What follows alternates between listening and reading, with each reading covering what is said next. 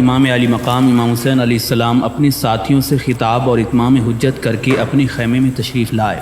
آپ لیٹے ہی تھے کہ نیم خوابی کا عالم طاری ہو گیا۔ ان حالات میں نیند کس کو آ سکتی ہے؟ بس ملاقات کا بہانہ بننا تھا۔ خواب میں ملاقات کا سلسلہ شروع ہو گیا۔ تاجدار کون و مکان امام الانبیاء تاجدار مدینہ صلی اللہ تعالیٰ علیہ وآلہ وسلم اپنے نواسے کے خواب میں تشریف لائے۔ سرکار دو عالم صلی اللہ تعالیٰ علیہ وآلہ وسلم نے اپنے نواسے کے سینے پر اپنا دست اقدس رکھا اور یہ دعا فرمائی: اے خداوند قدوس، میرے حسین کو صبر عطا فرما اور اسے اجر عظیم عطا کر۔ نانا جان کے دست اقدس کی برکت سے امام حسین علیہ السلام کے سینے میں اٹھنے والے درد و غم کے شعلے ماند پڑ گئے۔ دل میں پریشانی اور اضطراب کے جو طوفان اٹھ رہے تھے وہ اچانک ختم ہو گئے۔ نانا جان نے نواسے کے سینے پر ہاتھ رکھا تو سینے میں صبر و رضا کا خزانہ بھر دیا، دل میں سکون و اطمینان کے سمندر بند کر دیے اور شوق شہادت کے جذبات کی دنیا آباد کر دی۔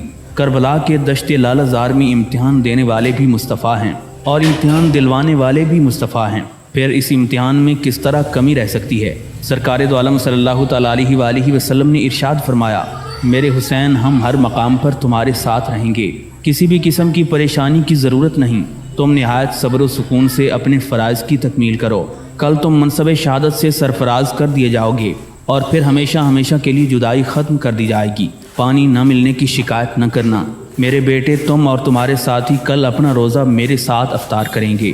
کتنی روح پرور اور حسین ملاقات تھی۔ جوش و مسرت سے امام علی مقام کی آنکھ کھل گئی۔ اس کے بعد امام حسین علیہ السلام تلاوت قرآن پاک میں مشغول ہو گئے۔ تہجد کا وقت ہو چکا تھا۔ امام علی مقام نے نوافل ادا فرمائے۔ ذکر و اذکار کے بعد حضرت علی اکبر کو اذان دینے کے لیے حکم فرمایا۔ شبیہ مصطفیٰ نے اذان کہی۔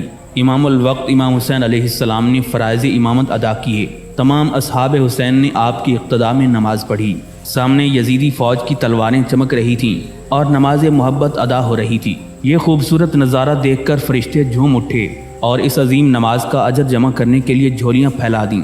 اب امام علی مقام امام حسین علیہ السلام کے ساتھی حاضر خدمت ہیں۔ آپ نے خیموں کا مشاہدہ فرمایا۔ حسب حکم سب کچھ درست کر دیا گیا۔ خیمے ساتھ ساتھ کر کے تنابوں میں تنابیں ملا دی گئیں۔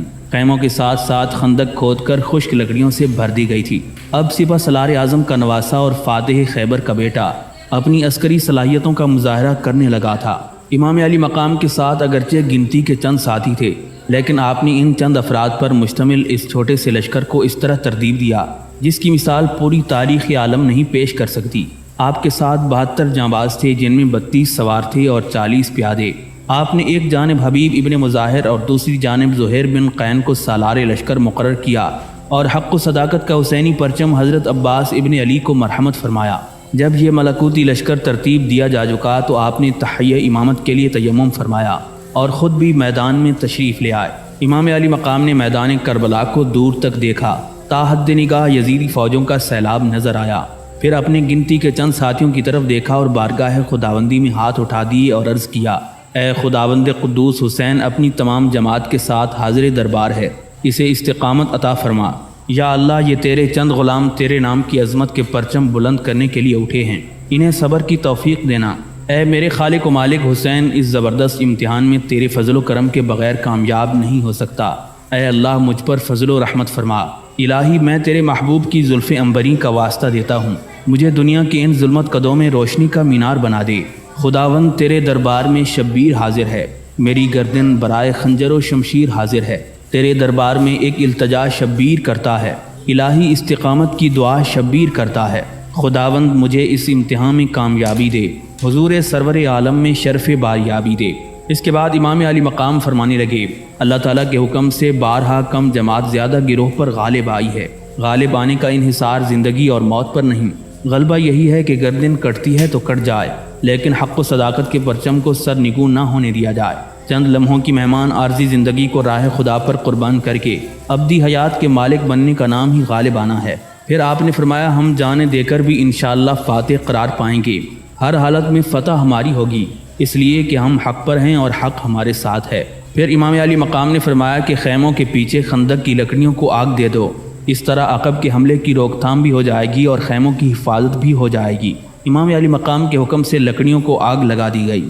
آگ کے شعلے بلند ہوئے تو یزیدی فوج سے ایک لعنتی مالک بن عروہ آگے بڑھا اور بلند آواز سے پکار کر کہنے لگا: حسین تمہیں آخرت میں تو جہنم جانا ہی تھا، تو نے اس دنیا ہی میں اپنے لیے جہنم تیار کر لی ہے، معاذ اللہ۔ امام علی مقام نے فرمایا کذبتا یا عدو اللہ، اے دشمن خدا تو جھوٹ بولتا ہے، ظالم تو یہ گمان کرتا ہے کہ حسین دوزخ میں جائے گا اور تو بہشت میں۔ ابھی آپ نے یہ جملہ کہا ہی تھا کہ آپ کے ساتھیوں میں سے حضرت مسلم بن اوجہ رضی اللہ تعالیٰ عنہ نے تلوار کھینچ لی اور اس شقی اور بدبخت کی طرف جانے لگے۔ امام علی مقام نے فرمایا مسلم رک جاؤ، میں نواسہ رسول ہوں، میں حیدر کرار کا بیٹا ہوں، میں اپنی طرف سے جنگ کی پہل نہیں کروں گا۔ پھر امام علی مقام نے قبلہ کی طرف رخ فرما کر بارگاہ خداوندی میں عرض کیا یا اللہ مالک بن عروہ کو آگ کی طرف کھینچ لے۔ یہ امام علی مقام کے الفاظ تھے یا قہر و غضب کی بجلیاں جو ایک دم مالک بن عروہ پر ٹوٹ پڑیں۔ مالک بن عروہ کا گھوڑا ڈر کر بھاگ اٹھا، وہ اپنے دھیان میں اوپر بیٹھا تھا، لگام پر ہاتھ مضبوط تھے، گرنے لگا تو زین کو مضبوطی سے پکڑ کر اوپر لیٹ گیا۔ گھوڑا ادھر ادھر میدان میں بھاگتا رہا، اس نے چاہا کہ چھلانگ لگا دوں لیکن پاؤں رکاب میں الجھ گیا۔ ہمت سے کام لے کر پاؤں نکالنے کی کوشش کی تو اس وقت اسی آگ تک پہنچ چکا تھا جو خیموں کے پیچھے امام علی مقام نے جلا رکھی تھی۔ اب کیا تھا، بے سود تو ہو ہی چکا تھا، آگ میں گرا اور واصل جہنم ہو گیا۔ گھوڑا بھاگتا ہوا پھر واپس ہو گیا۔ لعین مالک بن عروہ کا یہ حشر دیکھ کر امام علی مقام نے سجدہ شکر ادا کیا اور پھر بلند آواز میں فرمایا یا اللہ ہم تیرے رسول کے اہل بیت اور اولاد ہیں، ہماری ظالموں کے مقابلے میں داد رسی فرما۔ یزیدی فوج کے ہراول دستے نے بھی آپ کی گفتگو سنی۔ ابن اشعث یزیدی نے کہا کہ حسین تمہیں رسول خدا سے کیا نسبت ہے جو ہر وقت اولاد رسول ہونے کی لاف زنی کرتے ہو؟ امام علی مقام نے فرمایا یا اللہ کیا میں تیرے رسول کا نواسہ نہیں ہوں؟ یہ شریر تیرے محبوب سے میرا نسب منقطع کرتا ہے، اسے ذلیل و خوار فرما۔ فوراً ہی التجائے حسین بارگاہ خداوندی میں پہنچ گئی۔ ابن اشعث کو پیشاب کی حاجت ہوئی، وہ گھوڑے سے چھلانگ لگا کر رفع حاجت کو گیا تو سیاہ بچھو نے ایسے مقام پر ڈنک مارا کہ اگر زندہ بھی رہتا تو اس کا سلسلہ نسل منقطع ہو جاتا، مگر ابن اشعث اس زہر کی تاب نہ لا کر فوراً ہی واصل جہنم ہو گیا۔ امام علی مقام امام حسین علیہ السلام نے یزیدی لشکر کو مخاطب کر کے فرمایا اے میرے مقابلے میں آنے والے یزیدیوں جان لو، میں اس رسول خدا کا نواسہ ہوں جس کا تم کلمہ پڑھتے ہو۔ مجھے اس مقدس رسول نے اپنا بیٹا کہا ہے جس کی امت ہونے کے تم دعوے دار ہو۔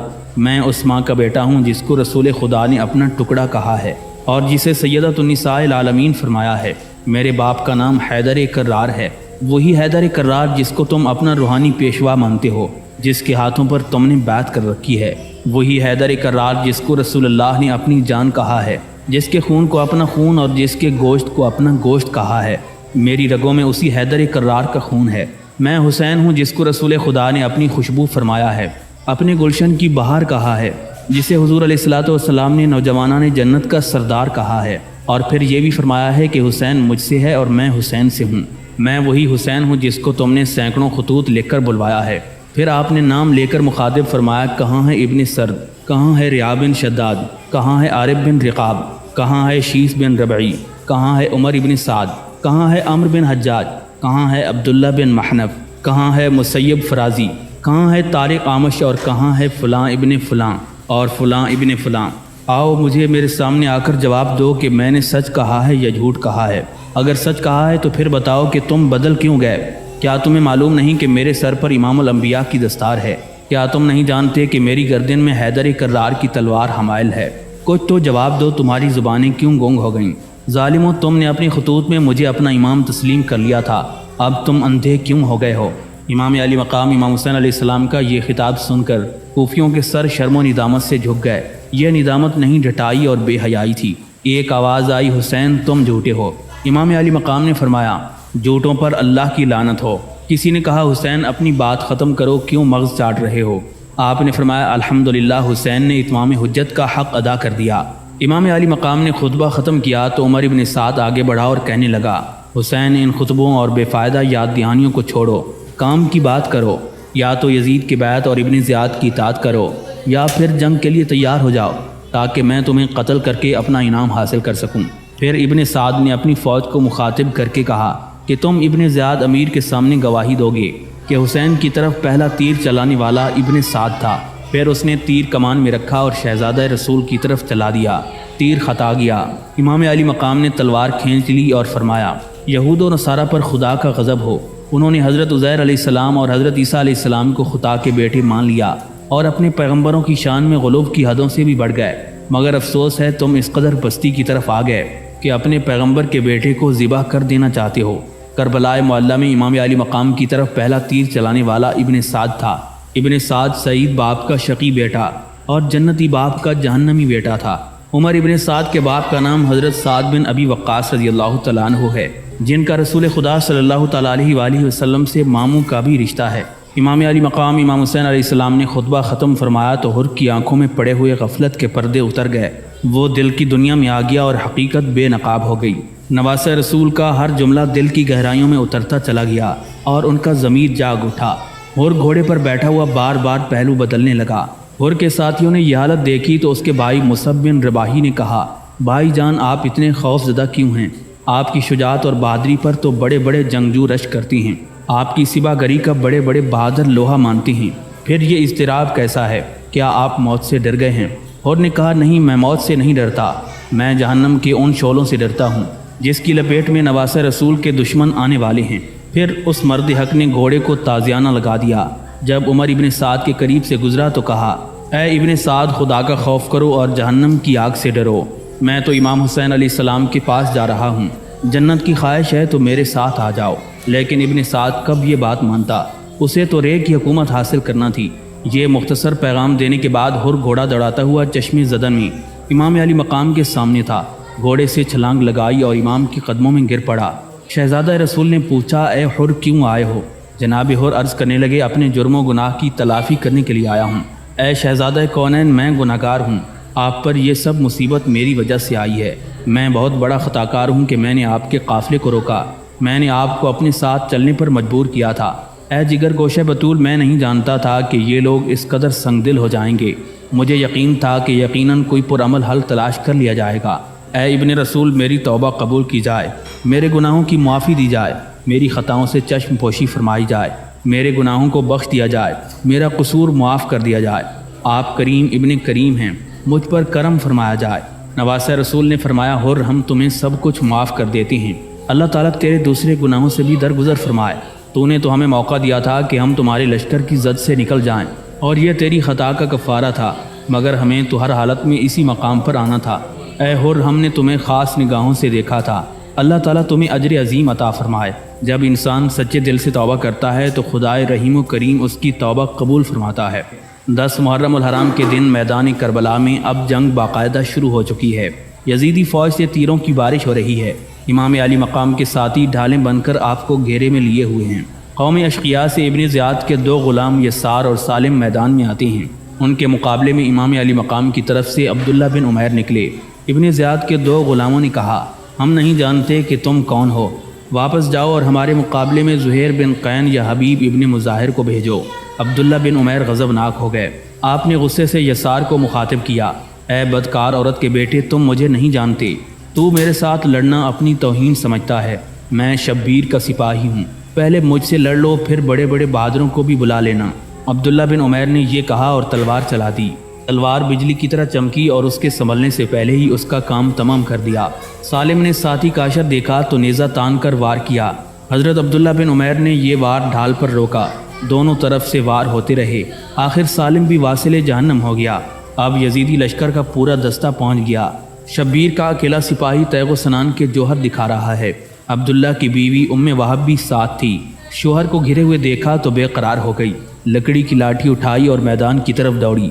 عبداللہ نے لڑتے لڑتے اسے دیکھا تو زور سے چلائے، وہب واپس چلی جاؤ، یہ عورتوں کی لڑائی نہیں ہے، لیکن وہ نہیں رکی۔ امام علی مقام نے آواز دی، اے وہب رک جاؤ۔ وہب رک گئی تو آپ نے فرمایا، اللہ تعالیٰ تجھ پر اپنی رحمت کرے، جہاد عورتوں پر فرض نہیں ہے، اس لیے واپس پلٹ جاؤ۔ حضرت عبداللہ بن عمیر دشمنوں میں پوری طرح گھر چکا تھا، تلواروں کی باڑھ آ رہی تھی، اور یوں ریگزار کربلا کا پہلا شہید داد شجاعت دیتے ہوئے جام شہادت نوش کر گیا۔ عبداللہ بن عمیر کو شہید کر دینے کے بعد عمر ابن سعد کے بائیں بازو کے چند دستے حملہ آور ہوئے تو امام حسین علیہ السلام کے ساتھ ہی زمین پر گھٹنے ٹیک کر کھڑے ہو گئے اور نیزے اٹھا دیے۔ نیزوں کی انیاں سیدھی دشمن کے گھوڑوں کی گردنوں تک پہنچ جاتی تھی کہ ایک گھوڑے زخمی ہو گئے اور فوج اشقیاء آگے بڑھنے کی بجائے واپس لوٹ گئی، اور پھر ایک کا مقابلہ ایک سے شروع ہو گیا۔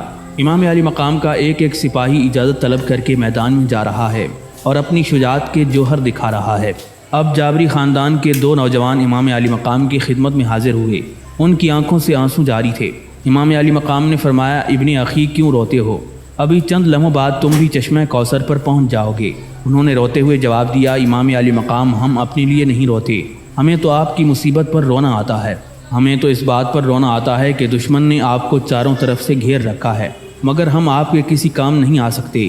کاش ہماری ہزاروں جانیں ہوتیں اور ہم بار بار آپ پر قربان ہوتے رہتے، اس طرح شاید ان خون خاروں کا کلیجہ ٹھنڈا ہو جاتا اور آپ بھی بچ جاتے۔ امام علی مقام نے فرمایا میرے بیٹو اللہ تعالیٰ تمہیں اس نیک جذبے کی جزا عطا فرمائے۔ ہم سب ایک ہی مقام پر جمع ہونے والے ہیں اور یہ مشیت الہیہ ہے جس کو ہر حالت میں تسلیم کرنا ہی پڑتا ہے۔ پھر آپ نے میدان میں جانے کی اجازت مانگی تو امام علی مقام نے خدا حافظ فرما کر اجازت فرما دی۔ دونوں نوجوان میدان میں آئے، ایک ایک کو بلاتے رہے اور قتل کرتے رہے۔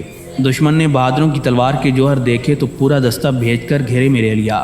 حسینی سپاہیوں نے پوری جمع مردی سے سپاہیوں کے پورے دستے سے مقابلہ کیا۔ وہ دشمنوں کا مقابلہ بھی کر رہے تھے اور بلند آواز سے السلام علیکم یا ابن رسول اللہ بھی پکارتے جاتے تھے۔ بالآخر جسموں پر تیروں اور تلواروں کے کئی زخم کھانے کے بعد یہ جابری نوجوان جام شہادت نوش فرما گئے۔ ان کے بعد حضرت حنظلہ ابن سعد امام علی مقام سے اجازت طلب کر کے میدان جنگ میں آ گئے۔ میدان جنگ میں گھوڑا پھیرتے ہوئے قوم اشقیاء کو مخاطب کرتے ہوئے فرمایا میں ڈرتا ہوں کہ تم پر قوم عاد اور سمود کی طرح عذاب نہ مسلط کیا جائے۔ ابھی ابن رسول کے ساتھ چند ساتھیوں کی جانیں راہ خدا پر قربان ہوئی ہیں۔ ابھی ابن رسول اور آپ کا خاندان محفوظ ہے۔ ابھی وقت ہے کہ تم خود کو عذاب الہی سے بچا لو۔ یاد رکھنا حسین کو قتل کر کے تم چین کی زندگی بسر نہیں کر سکو گے۔ جناب حنظلہ ابھی گفتگو کر ہی رہے تھے کہ ان کے گرد کئی تیر سنسناتے ہوئے آ کر گرے اور ساتھ ہی آواز آئی کہ تقریر ختم کرو۔ اس کے بعد مقابلہ شروع ہو گیا۔ شبیر کا سپاہی بڑی جواں مردی سے لڑتا رہا اور دشمنوں کو واصل جہنم کرتا رہا۔ پھر کئی دشمنوں کو قتل کر کے شہید ہو گیا۔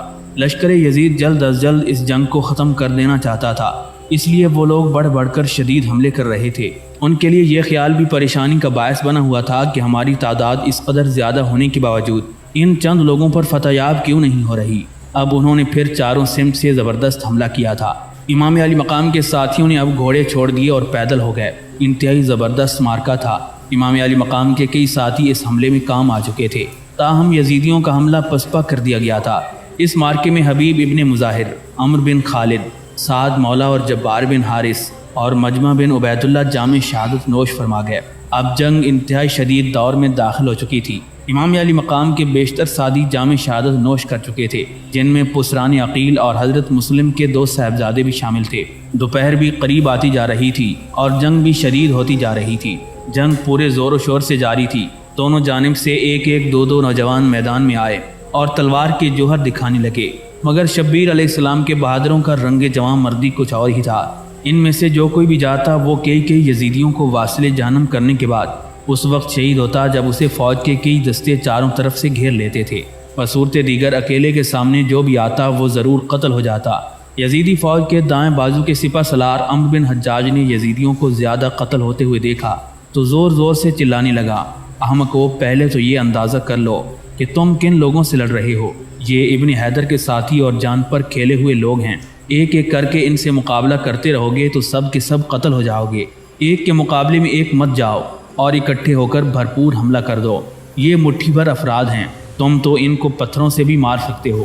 عمر ابن سعد نے بھی اس کی رائے کو پسند کیا، مبارزت طلب کرنے سے فوج کو روک دیا اور اجتماعی حملے کا حکم دے دیا۔ دشمن نے اگرچہ پوری قوت سے حملہ کیا تھا، مگر حسینی جوانوں نے بہادری کے وہ جوہر دکھائے کہ یزیدیوں کے چھکے چھوٹ گئے۔ امام حسین علیہ السلام کے گنتی کے چند سپاہی سیسا پلائی ہوئی دیوار کی طرح چٹان بن کر سامنے کھڑے تھے اور بھرپور حملہ کر دینے کے باوجود لشکر یزید کو پیچھے ہٹ جانا پڑا۔ دشمن کی فوج پیچھے ہٹی تو ان کے مقتولین کے ساتھ ایک حسینی جوان اور نامور بہادر حضرت مسلم بن اوجہ رضی اللہ تعالیٰ عنہ بھی خاک و خون میں تڑپ رہے تھے۔ شبیر علیہ السلام ان کے پاس پہنچے، چند سانس ابھی باقی تھے۔ امام علی مقام نے پر حسرت نگاہوں سے دیکھا اور ٹھنڈی آہ بھر کر فرمایا میرے رفیق و ہمدم، اللہ تعالیٰ تجھ پر انوار رحمت کی بارش کرے۔ اب دشمن کا بایاں بازو حرکت میں آیا۔ دشمنوں کا مقابلہ اب زہیر بن قین سے تھا، وہ اس سمت کے سپہ سالار تھے۔ آپ کے ساتھیوں نے پوری جواں مردی سے یزید کے دباؤ کو روکا اور بڑھ بڑھ کر حملے شروع کر دیے۔ حضرت زہیر بن قین اپنا گھوڑا سب سے آگے بڑھا لائے، دوسری طرف عمر ابن سعد اپنی جوانوں کو احتیاط دلا رہا تھا۔ زہیر نے اسے مخاطب کر کے فرمایا اے سعید باپ کے شقی بیٹے، اب بھی باز آ جا اور امام مظلوم سے اپنے گناہوں کی معافی مانگ لے۔ میں دیکھ رہا ہوں کہ جہنم کی آگ تجھے اپنی لپیٹ میں لینے کے لیے بڑھ رہی ہے۔ عمر ابن سعد نے کہا، زہیر تم ایک بہادر آدمی ہو، میں تمہاری قدر کرتا ہوں، اس لیے میرا کہنا مانو اور مجھے مشورہ دینے کی بجائے اپنے لیے صحیح راستے کا انتخاب کرو۔ تم نے کئی ساتھیوں کا حشر دیکھ لیا ہے، اب چند لمحوں بعد تمہارا یہ گرم اور جوان جسم بھی ٹھنڈی لاش بن چکا ہوگا، میرا کہا مانو اور میرے ساتھ آ جاؤ۔ زہیر نے کہا، تو پاگل ہو گیا ہے، حکومت کے لالچ نے تجھے اندھا کر دیا ہے۔ ابھی آپ کی گفتگو یہاں تک پہنچی تھی کہ یزیدی لشکر کی طرف سے ایک تیر آیا اور آپ کے جسم کو چھوتا ہوا سن سے گزر گیا، پھر برابر تیر برسنے لگے۔ زہیر ڈھال سے تیروں کو روکتے جاتے اور ان کی زد سے بچتے ہوئے آگے بڑھتے رہے، قریب جا کر اس قدر زور سے حملہ کیا جیسے بھوکا باز شکار پر جبڑتا ہے۔ پھر زہیر بن قین متعدد دشمنوں کو فنار کرنے کے بعد داخل بہشت ہو گئے۔ اس کے بعد عبداللہ اور عبد الرحمن بنو غفار کے دو جوان امام علی مقام سے اجازت طلب کر کے میدان کارزار میں آ گئے، نعرہ تکبیر بلند کیا اور دشمنوں کو تلوار کی باڑ پر رکھ لیا، جس طرف جاتے صفیں درہم برہم ہو جاتی۔ دشمنوں کی طرف سے تیر آیا اور ایک کی پشت میں پیوست ہو گیا، دوسرے نے گھوڑا بڑھا کر تیر کا پھل کھینچ کر پھینک دیا اور پھر جنگ میں مصروف ہو گئے۔ پھر بڑی جواں مردی اور بہادری سے لڑتے ہوئے راہی فردوس سے بری ہو گئے۔ جناب سیف بن حارث اور مالک بن عبدیہ دونوں بھائی ماں کی طرف سے سگے بھائی تھے، یہ دونوں امام علی مقام سے جنگ کی اجازت لے کر میدان کارزار میں نعرہ تکبیر بلند کرتے ہوئے پہنچے اور نہایت شجاعت و بہادری سے لڑتے ہوئے شمع شبستان مصطفیٰ پر نثار ہو گئے۔ اس کے بعد امام علی مقام کی بارگاہ میں حاضر ہو کر حضرت حر نے عرض کیا، یا امام مجھے اجازت فرمائی جائے تاکہ میں آپ کے فدائیوں میں نام لکھوا سکوں اور ان سعادتوں میں شرکت نصیب ہو جو ہمیں ملنے والی ہیں۔ امام علی مقام نے حر کو سینے سے لگایا اور اذن جہاد دے دیا۔ حر نے شہزادہ رسول کی یہ شفقت و محبت دیکھی تو آنکھوں میں تشکر و اطمینان کے آنسو آ گئے، امام کے قدموں کو بوسہ دیا اور گھوڑے پر سوار ہو کر میدان میں آ گئے۔ ابن سعد نے صفوان کو بھیجا کہ دیرینہ تعلقات کی بنا پر پہلے حر کو رام کرنے کی کوشش کرو، بصورت دیگر ان کی گردن اڑا دو۔ صفوان بن حنظلہ میدان میں آ گیا، یہ بھی مانا ہوا شہزور تھا۔ حضرت حر کے مقابل پہنچ کر کہنے لگا، حر تم حسین کا ساتھ دے کر کیوں جان ضائع کر رہے ہو؟ تم ایک بہادر سپاہی ہو، تم جوان ہو اور شہزور ہو، ذرا غور کرو تمہارے بعد تمہاری بیوی کا کیا حال ہوگا، تمہارے بچے یتیم ہو جائیں گے۔ امام حسین کا خطبہ سن کر تم جذبات کی رو میں بہک گئے ہو، جذبات پر قابو پانے کی کوشش کرو، آنے والے حالات پر غور کرو، حکومت تمہاری بغاوت کا غصہ تمہارے بیوی بچوں پر اتارے گی۔ تم ایک اچھے ساتھی ہو اس لیے یہ مشورہ دیا گیا ہے، میری بات مان لو، اس میں تمہارا ہی فائدہ ہے۔ آؤ واپس چلیں، حسین کا ساتھ دینے میں موت کے سوا کیا رکھا ہے جب کہ ہم یزید کی طرف سے بھاری انعام حاصل کریں گے۔ حضرت حر نے فرمایا، صفوان تو سمجھدار آدمی ہے اور باوجود عقل مند ہونے کے تو نے نادانوں جیسی گفتگو کی ہے، تم مجھے یزید کا ساتھ دینے کی رغبت دلاتے ہو حالانکہ وہ فاسق و فاجر اور ذلیل و ناپاک ہے، تم مجھے امام علی مقام کا ساتھ چھوڑنے کا مشورہ دیتے ہو حالانکہ وہ طیب و طاہر اور پاکیزہ ہیں، طیب و طاہر اور پاکیزہ والدین کے بیٹے ہیں۔ کیا تو نہیں جانتا کہ حضور علیہ الصلوۃ والسلام نے انہیں آیت تطہیر میں شامل فرمایا ہے؟ کیا تمہیں معلوم نہیں کہ رسول خدا نے حسنین کریمین کو اپنے باغ کی خوشبو فرمایا ہے؟ کیا تم حسین کے تقوی و طہارت اور علم و فضل کی مثال پیش کر سکتے ہو؟ صفوان نے کہا، میں یہ سب کچھ جانتا ہوں، مگر مال و دولت اور حکومت کے عہدے تو یزید ہی سے مل سکتے ہیں، حسین کا تقوی و طہارت اور علم و فضل ہمارے کس کام آ سکتا ہے؟ حر نے فرمایا، صفوان تمہیں دولت کے حصول کے نشے نے بدمست کر دیا ہے، تم عقل مند ہوتے ہوئے بھی بے وقوف اور جاہل ہو گئے ہو۔ حر کا کلمہ حق سنا تو صفوان غضبناک ہو گیا، آگ بگولا ہو کر نیزی کوار کر دیا۔ حضرت حر نے بھی نیزہ تان لیا، آپ نے پہلا وار اس کے نیزے پر کیا تو اس کا نیزہ ٹوٹ گیا، دوسرا وار سینے پر کیا تو نیزہ پشت کے پار تھا۔ جناب حر نے اس کے سینے سے پوری قوت سے نیزہ کھینچا اور تیسرا وار کرنا چاہا، لیکن وہ بے روح ہو کر گھوڑے سے گر کر واصل جہنم ہو گیا۔ یزیدی عہدوں اور جاہ و حشم کا بھوکا یہ سب کچھ حاصل کرنے سے پہلے ہی ایڑیاں رگڑ رگڑ کر مر گیا۔ امام علی مقام نے دور سے یہ منظر دیکھا تو حر کو تحسین و آفرین کہا۔ عمر سعد نے اپنے بہادر کو اوندے منہ گرتے ہوئے دیکھا تو پریشان ہو گیا۔ صفوان کے 3 بھائی یزیدی فوج میں شامل تھے، ایک کے مقابلے میں ایک کے قانون توڑتے ہوئے تینوں شور مچاتے اور واویلا کرتے ہوئے حضرت حر پر چڑھ دوڑے۔ خدا کے سپاہی اور شبیر کے غلام نے نعرہ تکبیر بلند کیا اور تینوں کی تلواروں کو بیک وقت ڈھال پر روکے ہوئے حملہ کر دیا۔ پہلے ہی وار سے ایک کی دھڑ ادھر اور گردن ادھر جا پڑی، دوسرا وار دوسرے کے سر پر کیا، تلوار سر کی ہڈیوں کو کاٹتے ہوئے پشت تک پہنچ گئی۔ تیسرے نے 2 بھائیوں کی موت دیکھی تو اسے بھی اجل سامنے آ گئی، وہ میدان چھوڑ کر بھاگ اٹھا۔ حر نے تلوار بائیں ہاتھ میں اور نیزہ دائیں ہاتھ میں لے لیا اور بھاگتے ہوئے کی پشت میں نیزہ پیوست کر دیا۔ یزیدی فوج کے چاروں سواروں کو موت کی نیند سلا کر گھوڑا دوڑاتے ہوئے واپس خدمت امام میں آ گئے۔ گھوڑے سے اتر کر شاہ کے قدموں کو بوسہ دیا اور ہاتھ باندھ کر عرض کیا، یا ابن رسول اللہ، کیا آپ مجھ سے خوش ہو گئے؟ امام علی مقام نے فرمایا، حر، ہم تجھ پر پوری طرح خوش ہیں، تجھے مبارک ہو، تیری ماں نے تیرا نام حر رکھا تھا، ہم تجھے بشارت دیتے ہیں کہ تو دوزخ کی آگ سے آزاد ہو گیا ہے۔ حضرت حر نے امام کے قدموں کو بوسہ دیا اور پھر میدان جنگ میں آ گئے۔ یزیدی فوج کے جوان ایک ایک کر کے سامنے آتے رہے اور واصل جہنم ہوتے رہے۔ عمر سعد نے یہ حالت دیکھی تو پریشان ہو گیا، بلند آواز سے پکار کر کہنے لگا، ایک ایک کر کے پوری فوج ختم کر دے گا، چند دستے اکٹھے ہو کر ٹوٹ پڑو اور گھیرے میں لے کر اس کے ٹکڑے اڑا دو۔ پھر سپاہ یزید نے امام حسین علیہ السلام کے ساتھی پر حملہ کر دیا۔ پھر جنگ کا نقشہ کچھ اس طرح بن گیا جیسے شہد کی چھتے پر مکھیوں نے جلغار کر دی ہو، نیزوں پر نیزے برس رہے ہوں، تلواروں پر تلواروں کے وار ہو رہے ہوں۔ یزیدیوں کے تیر اپنے ہی آدمیوں کو گھائل کرتے چلے جاتے تھے۔ ادھر حر کی تلوار دشمنوں کا خون چاٹ رہی تھی۔ اب حر کا جسم تیروں، تلواروں اور نیزوں کی انیوں سے چھلنی ہو چکا تھا۔ اسی حالت میں امام علی مقام کی جانب منہ کر کے آواز دی، ادرکنی یا ابن رسول اللہ، امام حسین علیہ السلام میری مدد فرمائیں۔ جواب میں غیب سے ندا آئی، حر، ادھر دیکھو، حوریں جنت میں تیرا انتظار کر رہی ہیں۔ کسی بدبخت کا نیزہ حر کے سینے پر پڑا، زخم گہرا تھا، جسم گرم تھا، آپ گرنے لگے، زین کو تھام لیا، گھوڑے کی باگ کو کھینچا، امام علی مقام کے قدموں میں آ گئے۔ شبیہ رسول کی طرف یاس بھری نظروں سے دیکھا، میرے آقا آپ کے نانا کے قدموں میں جا رہا ہوں، کوئی پیغام ہو تو دے دیں۔ امام علی مقام نے گھوڑے سے تھام کر اٹھایا اور فرمایا، اے حر، بارگاہ رسالت میں ہمارا سلام کہہ دینا، ہم بھی تمہارے پیچھے آ رہے ہیں۔ اس خونی مارکے کے پہلے شہید عبداللہ بن عمیر کی بیوی ام وہب بھی اس کے ساتھ آئی تھی۔ یہ دونوں میاں بیوی کوفے سے آئے تھے۔ یہ پہلے بھی شوہر کی مدد کو لاٹھی لے کر بڑھی تھی، مگر امام علی مقام کے روکنے پر رک گئی تھی۔ اب شوہر شہید ہو گیا تھا۔ ام وہب اس کی لاش پر دوڑتی ہوئی چلی گئی۔ وہ لاش کے پاس بیٹھی تھی کہ شمر لعین نے اس کو بھی تلوار سے شہید کر دیا۔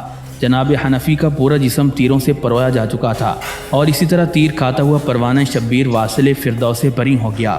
یزیدی لشکر کی طرف سے حل میں مبارز کی صدائے پہم آ رہی تھی۔